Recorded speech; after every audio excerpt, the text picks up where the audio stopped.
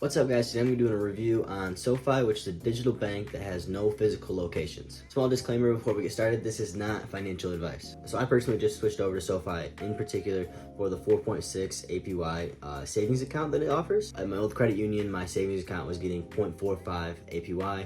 As you can see, this is about a 10x better return. So it was a clear transition over there. And I did a lot of research, and SOFI came out to be one of the top percentages for banks. And overall, my first impression has been quite impressive. Everything is seamless. You get your checks 2 days early. I own a company and I send myself monies on Friday. I'm always waited till Monday to get my payments, but now on Saturday morning I get paid, and that's been a really nice change. Which brings me back to why I deposit my money into SOFI, because I do primarily use it only as a savings account. I bank primarily at Charles Schwab. Now, the reason I have my direct deposit set up to SOFI is because one of the requirements to receive the 4.6 APY is that you have direct deposit set up to that account, and or you deposit a minimum of $5,000 each month. You have to meet those requirements to get that. If you don't meet those requirements, it drops down to 1.2 APY, which is okay. One of the other restrictions when it comes to the savings account is that you can only withdraw 6 times a month. But in my mind, that if I'm only depositing money that I'm putting aside for an emergency fund, that money basically I should never see again anyways unless something happens. So I'm not withdrawing very often, but if that 6 withdrawals was an issue to you, then maybe it's not the bank for you.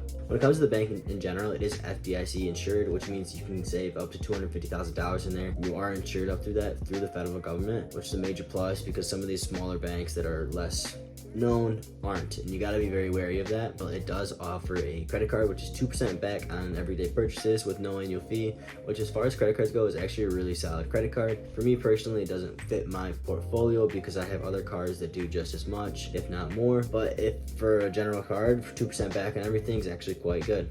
Another drawback for me is that it does not offer Zelle, which is one of the reasons personally it's not my main bank. But I think for most people in most situations, this is actually a really good bank, and maybe even potentially your #1 bank. Some other features about SOFI that I actually think are kind of cool is it does have something called Relay Insights, which tracks your net worth, and it can track things like your car and your bank accounts and your investment portfolios and keep all of those in there, and as well as like an asset if you own something like a house. Although if you do own like something like a business asset, it's really difficult to assess that, and it does not track that. So if you own a lot of different assets like that, it will not be accurate at all. But if you just a standard house, investment portfolio, income, bank accounts, it's pretty accurate. You can also invest directly through SOFI and refinance your student loans. Overall, I think SOFI offers a lot of great features and is a really great bank, and I'm definitely going to be using it in the future, maybe to refinance my student loans or get a mortgage, at least check rates. And I will definitely be using it for my high yield savings account every month. But it's not my main bank because it doesn't check off everything I want my bank to be able to do for me.